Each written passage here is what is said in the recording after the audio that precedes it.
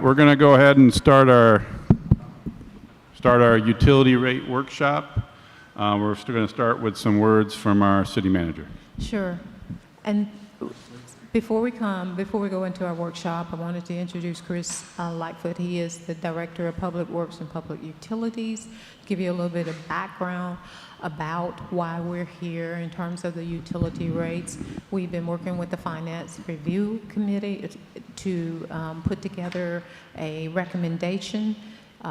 We have also met several times in looking at entire utilities to so that we can actually see down the road, not just now, but a few years down the road, what those numbers would look like. So I'm going to introduce now Chris Lightfoot. He's going to give you some background information, and then after Chris gives you the background information, we're going to ask Kiki to come up, and she's going to talk about the numbers that are involved. Good evening and welcome back. Just want to run through, as Ms. Vicki said, some key issues that we talked about here. Our rate study was completed in 2019, recommending a 4.5% rate increases for both water and sewer for the next 5 years. The rates implemented per the plan in 2019 and 2022, but not 20 nor 21. There's been a lot of the unfunded DOT mandated projects causing the city to increase the utilities debt service. Had to borrow some funds from SRF and everything for those projects.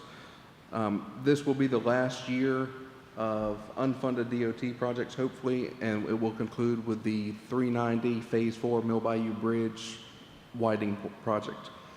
Our previous fiscal years have also required transfers from other enterprise funds to balance the budgets, and at a commission-directed goal, we want to eliminate that. So what we've been working on, city manager and staff, along with the commission-appointed finance committee, have been working on internal analysis of what we need to do to ensure the utilities fund is operating as a balanced budget within the next 5 years. We've developed and prioritized a 5 to 7 year capital improvement list to accomplish this.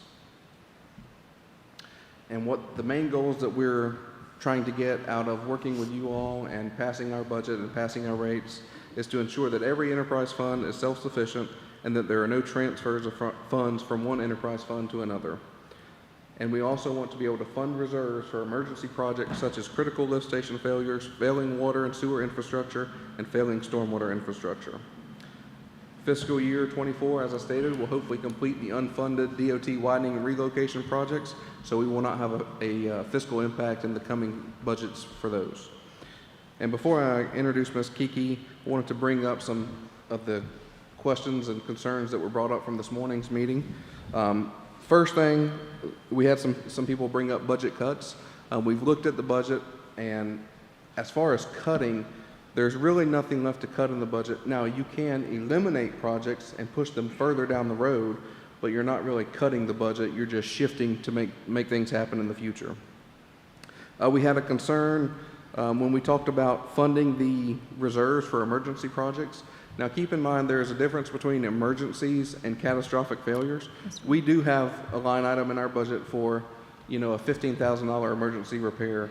I think we had a $24,000 emergency repair the past 2 or 3 weeks ago. We have the money for that, but the funding of reserves is not there for the catastrophic failures, a critical lift station, a critical well, the treatment plant failure, something like that. That's what our reserves will be for.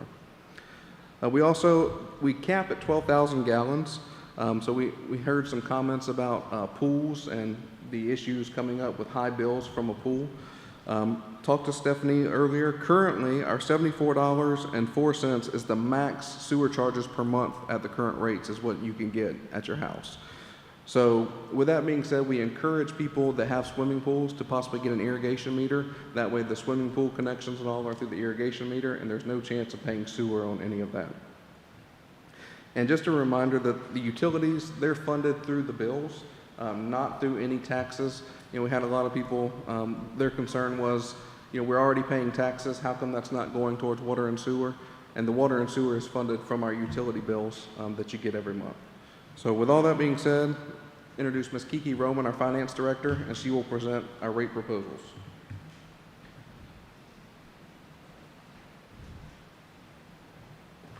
Good evening. Thank you for having me back. Same information that we had this morning. Review for those in attendance in the audience. The first sheet in your packet compares City of Lynn Haven's base rates with the other municipalities in Bay County. As you can see, we are currently well below all the other municipalities. There are two sheets, one for the sewer department and one for the water department, about the capital outlay expenses that Mr. Lightfoot has scheduled over the next 5 years.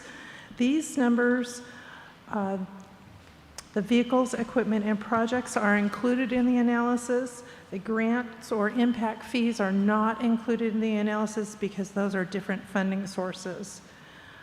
With the water department, same thing, vehicles, equipment, and projects. Those are included in the numbers that I'm presenting to you. The sheet that says commercial proposed adjustment.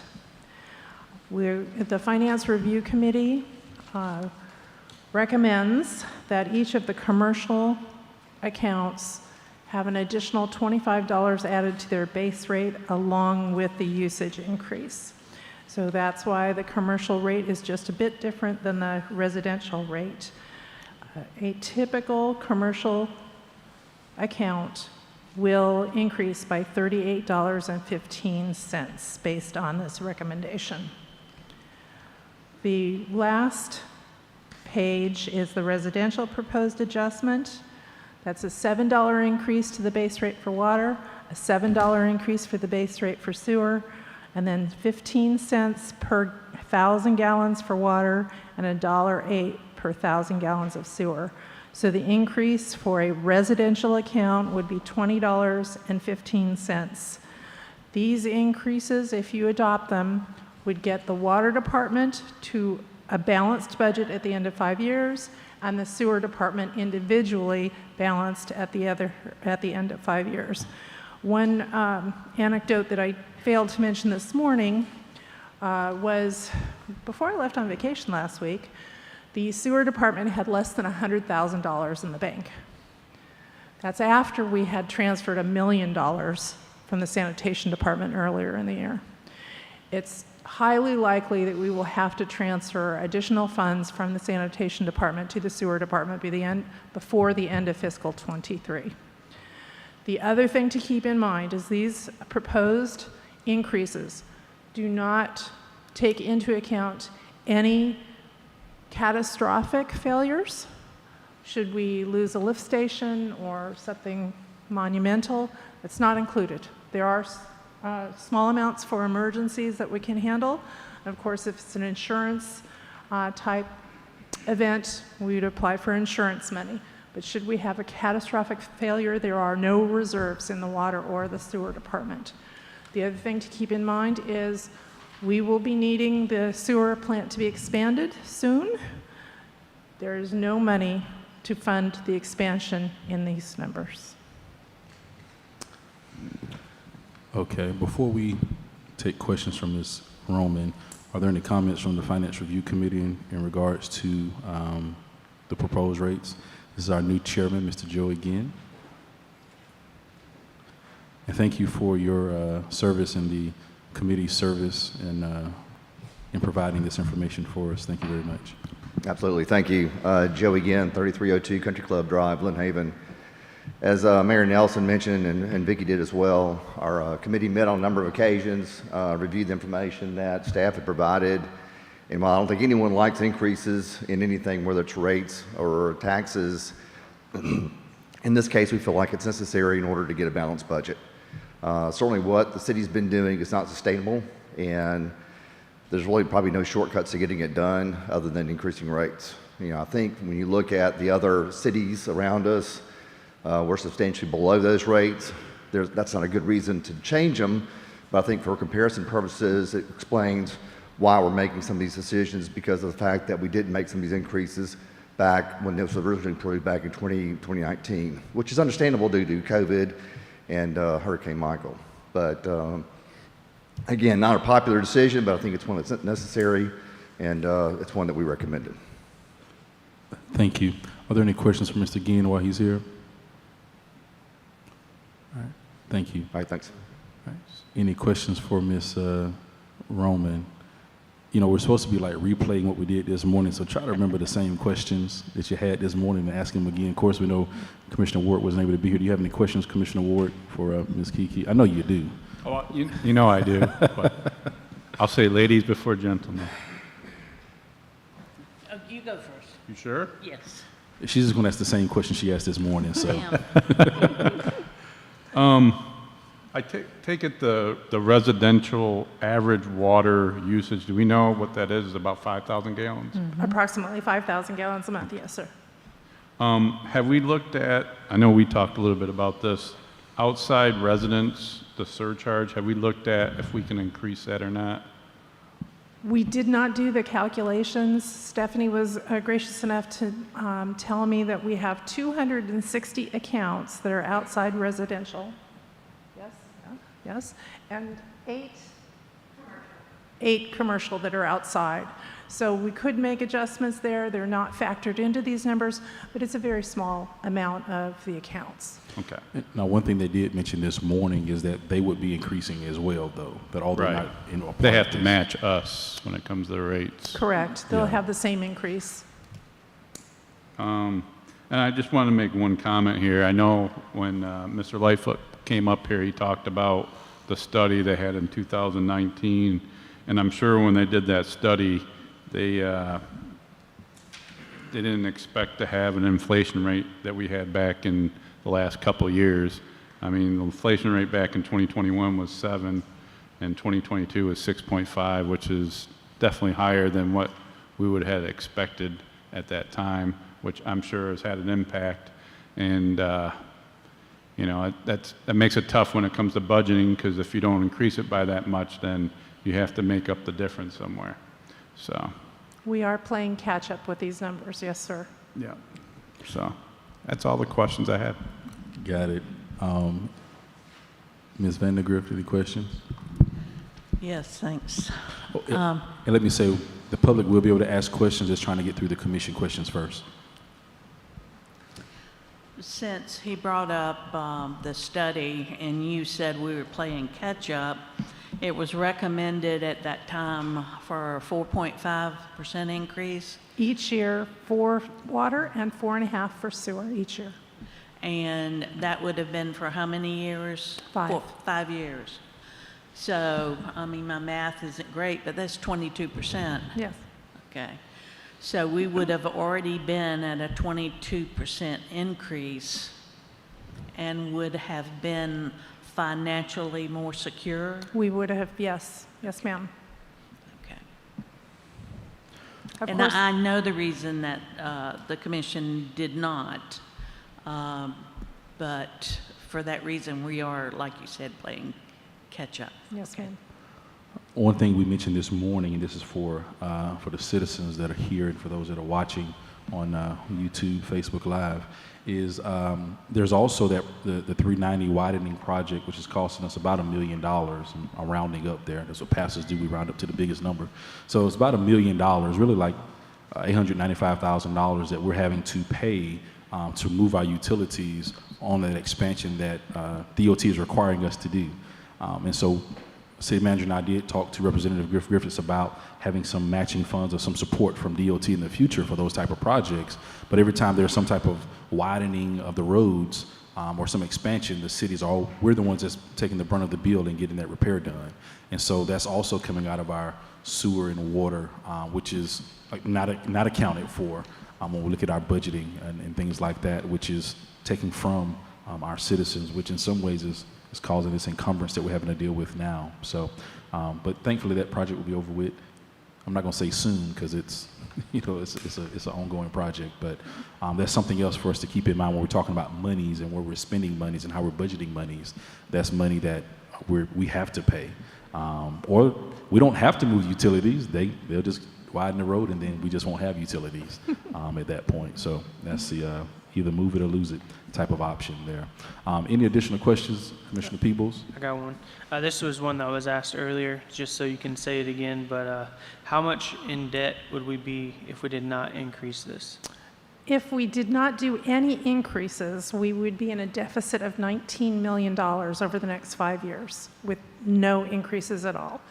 These increases that are highlighted here will get us to 0 at the end of 5 years. And with us already being at around $50 million in debt, that's a huge percentage-wise, $19 million, so. Yes. One thing I didn't ask, and it's on the sheet, but is that 12,000 gallon cap, is that for commercial as well, or just residential? Just residential. Okay. Any additional questions? Commissioner Perno? So what increases are being suggested would amount to $19 million? Over 5 years, yes. And, you know, when you look at the increases, they're not substantial per No. house. No. I think you're sticking it to businesses a little more, but, you know. That was what the committee recommended. That's the commercial end of the donkey, I guess. So we're There going was with much the committee's discussion about recommendation. how commercial should be handled Yeah. versus residential. I get it, though. We need to grab more commercial. We need more industry. So, I just, Commissioner, that's if you would- something to think about. Commissioner. Knock it down to that. Commissioner Perno, if you're speaking the mic for us. Oh, that's something to think about when you knock it down to one household and then multiply it out and over time. It's a good capture. And one of the things Ms. Roman mentioned, and we mentioned earlier this morning, is that we're also trying to position ourselves for the sewer plant expansion in the next 3 to 5 years as well. And so it's, I think making these decisions now will definitely put us in a better position as we're getting ready for the expansion, because everyone, as we're talking to, thankfully Congressman Dunn came through and we were able to take him out to the sewer plant there, and Mr. Danny, Mr. Bobby were out there, were able to, you know, give him an idea of what we're really trying to do. But everybody's grasping for the same money, right? And so the more money that we can bring to the table, the more apt we are to be in position to receive monies to help us with that expansion. And so with city manager and staff, you know, taking care of $2 million for us, that frees up about $500,000 a year in debt servicing. But also, if we're not having that $19 million debt in 5 years, and that puts us in a better position in order to match funds that could possibly be there for us within that time period. Or if we have to take out a loan, hopefully we don't, but we're talking about $30 to $50 million, you just might. So we're also looking at how does it position us financially in the future so that we can balance those budgets. And this will balance it for water and for sewer within Correct. those next 5 years. Yes. And so, so of course, we're having to make some hard decisions. We're having to decide on stormwater, having to decide on water, having to decide on sewer. Don't want to talk about ad valorem right now. That's coming up soon. But however, I think if we're talking about leaving a legacy, I know as commissioners, we always want to leave something behind. I think it would be, you know, probably wouldn't be a popular thing from the citizens to say that you raised rates, but I think to be able to say that, hey, we help contribute to the financial solvency of our city, and to be able to say in 5 years, we can look back and say every fund that we have is able to balance itself, that the stormwater, the water, the sewer is not having to borrow from Peter to pay Paul and John, that you're able to stand on its own, and that we're able to get the city back to where it needs to be. I think that's a great legacy to leave behind for Commissioner Perno and for others to be able to say, hey, we contributed towards, you know, towards this. So that's my pitch. But yeah, Commissioner Ward. I was just going to say thank you to the Financial Review Board. I'm glad we did this because, you know, sometimes when we look at this, you know, it's kind of easy to make, sometimes it's easier to do the easy answer as opposed to the hard answer. And it's good to have residents look at it so they can kind of put a different perspective on it and give us feedback. So thank you for the Financial Review Board for doing that. Yeah, they did a great job. Thank you, Chairman, for the leadership that you and Mr. Hall and others provided in those discussions. I was able to participate in a couple of those, one in person, you know, a couple in over the phone. And so I did try to fight for lower rates, but they just, you know, twisted my arm and wouldn't go for it. So let me say on record, I was not a fan of the proposal. However, you know, there's a consensus that this is what we want to do to move forward to help the city. Because I would go to Ms. Kiki's office and fuss with her a little bit about, like, I'm not a fan of this. I'm not a fan of all these rate increases. However, we do want to do what's best for all of our citizens and do what's best for the city. And so I'm a fan of Lynn Haven and what's going to help us be the best city that we can be moving forward. So that takes priority over my personal preferences of saving a couple of pennies on my water bill every month. So thank you all for doing the hard work. And thank you all for making us a recommendation. I know that was hard too, to be able to say, hey, this is what we want to recommend to the commission. So thank you all for giving us something to contemplate and think about. At this time, we'll open the floor to citizens' questions or comments. Ms. Linda? Yeah. Glenda Butler, 415 Montana Avenue. My only concern is that this is not the only rate that's going to increase. So you're saying, okay, it's $20 for this, okay? But now we've got all the other rates, the millage rate that's planning on the increases, the ad valorem rate that's going to increase, the property taxes that's going to increase. So when you're talking about, you're not just talking about 20 bucks, Yeah. all right? I mean, I'm blessed because I have a retirement check and I have Social Security.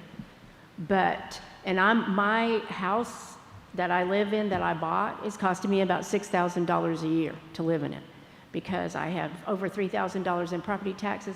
All of my insurance rates went up by $200. And that was $600. Yeah. Okay? So we're not just talking about 20 bucks.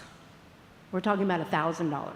We're talking about people who have bought houses that said, oh yeah, I can afford this house payment now. But guess what? Eventually they're not going to be able to pay their bills. Yeah. So that's another thing that we're looking at. Yes. You know, and we've already got people who are struggling now. So the comments you made are the very comments I made to Ms. Kiki, to the city manager, to the finance review committee, that when we look at these numbers, I mentioned it to Mr. Ginn and their committee, that when we look at these numbers, we're looking at all the rates that are going to increase, and that it could cost a person another $1,000 a year to live in the city of Lynn Haven because of that. So, so that is something that was discussed when we did. So please don't think that we didn't think about that, because I looked at my own personal finances and like, it's going to cost me this much more. I'm gonna have to back up something. Something's not, you know. To live in Lynn Haven, as well as some of our, when I say older citizens who might have retired 20 years ago, and their Social Security hasn't, caught up with what it's costing to live now in Lynn Haven. So we did discuss that in detail several times as we're making a proposal of all of, whether it's stormwater, water and sewer, ad valorem. So that is something that we did discuss in City Hall several times before we made this proposal. Yeah, because when you're working, you've got this amount of money, but when you're retired, guess what? You don't get that money anymore. It's a lot less. So, but thank you for bringing it to our attention again. We appreciate that. Thank you. Ms. Kiki? Just one point of clarification. The ad valorem, I do not have a recommended number on the ad valorem yet. We have not finished the budget process. It may stay at 4.1. I don't know as of today. It all hinges on what the state tells us the revenues are going to be for next year, and I do not have those numbers yet. Thank you. Additional commentary from the public?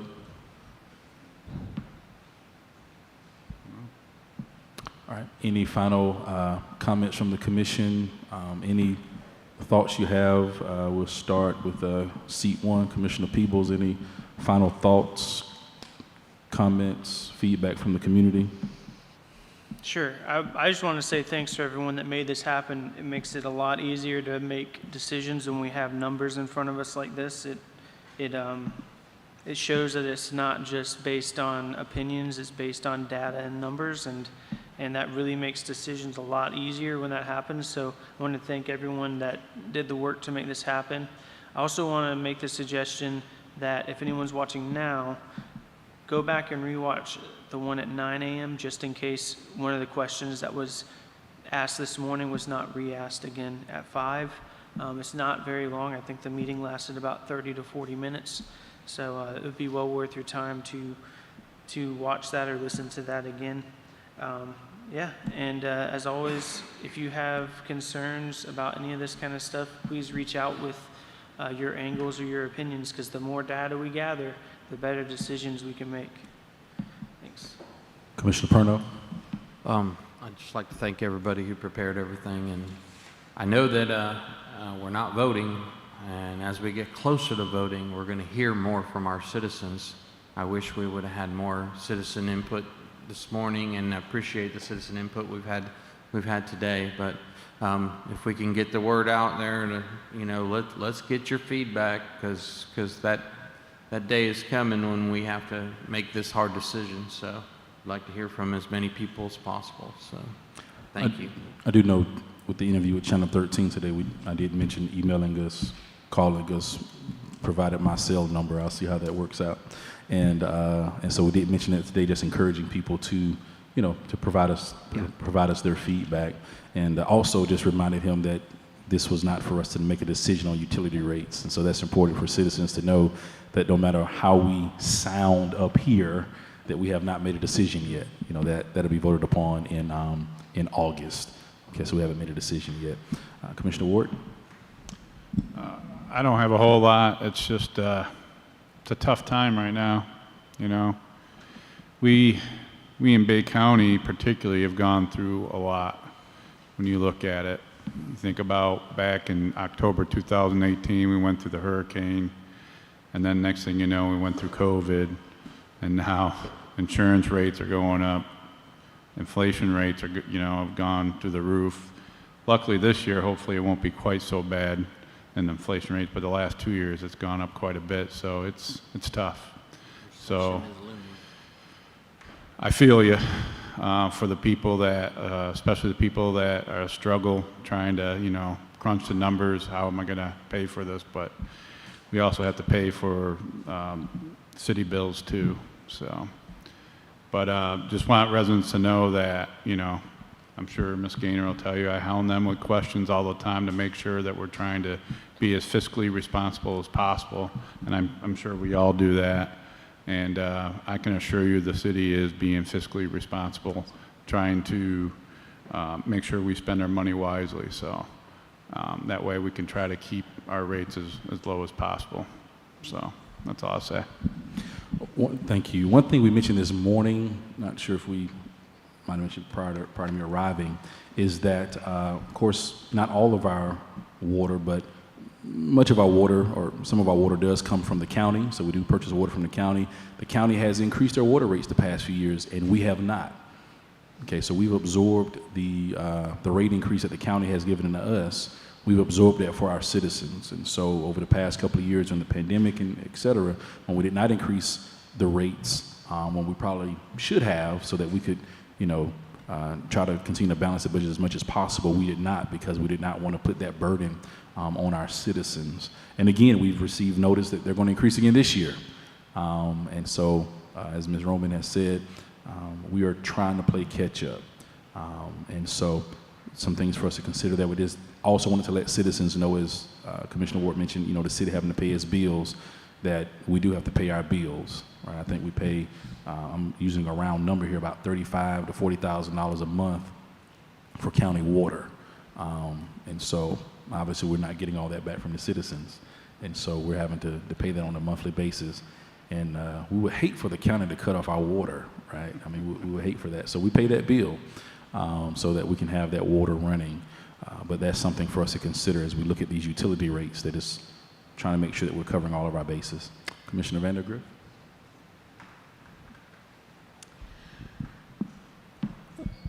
No one wants to raise taxes or rates. I too am on fixed income for retirement, but I feel very privileged to live in a city that is so physically responsible that even though the county has raised rates, the city has tried not to pass that on to the citizens, much like the mayor said. This proposal has $500,000 in repairs to those wells that's furnishing water for our city. We want to depend on the county less, so we want to make sure that those wells are operating at full capacity so that the county doesn't charge us anymore. I commend the committee for its hard work. I'm sure it was very difficult. But like Ms. Kiki said, we're playing catch up now. Let's don't fall behind, but we want to keep our eye and keep it in perspective on what we do need to do and the increases that are possible for us to make. So. Thank you. Again, thank you everyone for coming this evening. And then just closing, and I talk a little bit because I'm a pastor, but also I don't want you to feel like you came for a 15-minute meeting, right? So I have to make it like, feel like it's worth your time. So we got to 5:30. And so, but in all seriousness though, again, I just want to reiterate to the citizens, those that are here, those that are watching, that there were very hard discussions that were had regarding these rates. I remember sitting in the city manager's office when Kiki and Chris and Danny and Bobby came in and gave us these rates, and I pushed them back and said, I don't like these. This is too much. Why are we, can we look at various numbers? And we looked at a myriad of different numbers, and, as well as with the committee. And so it was a very hard look. It wasn't, I think they met about 3 times in order to come to this conclusion with the rate. So it wasn't just meeting for 15 minutes and looking at a piece of paper that was handed to them by the staff and saying, yep, let's do that. It was something that was debated back and forth and just looking at all the options that we could, and believe that right now this is the best viable option for us, that in 5 years we can look and say, hey, this is what we're doing. Now, one of the questions that was asked earlier today is that this is a 5-year plan, right? And so as we look at this plan, that we consider this as a 5-year plan, not a 5-year with a every year contingency in it that we come back and vote on it, but like we're trying to do with stormwater and say, this is what we want to do for the next 5 years. And then this is what we're going to do with sewer for the next 5 years. Although we're looking at these differently, sewer and stormwater, they actually work together in some sense, where if your stormwater is not taken care of, it's going to mess with your sewer. And if your sewer is not taken care of, it's going to mess with your stormwater. So we can't really, this isn't a stormwater workshop, but although they're different funding, they really work within the same impact of what we have in our community as well. So when we talked about having sewage that was there on the streets of Carolina, that was because there were some stormwater issues there, right? And so you got to take care of both, your stormwater, your sewer, and your water. So we can't neglect one for the other. We got to, I think, really buckle down and take care of all of it. And this is our burden to bear for now. Previous commissions focused on other matters, and not saying that they focus on the wrong thing. They focus on the things that were relevant and prevalent and important at that time. And right now, this is our burden to bear for us to focus on and look at making the best decision for the next 5 to 10 to 20 years to come for our city. So thank you all for coming out this evening. If you have any additional questions or comments, please reach out to staff and others. City manager, any closing remarks? No, sir. Just like you said, just reach out to any of us. If you have additional information that you want to ask us about, please don't hesitate to give us a call. All right, everyone have a good evening. Meeting adjourned. Hey, do you know if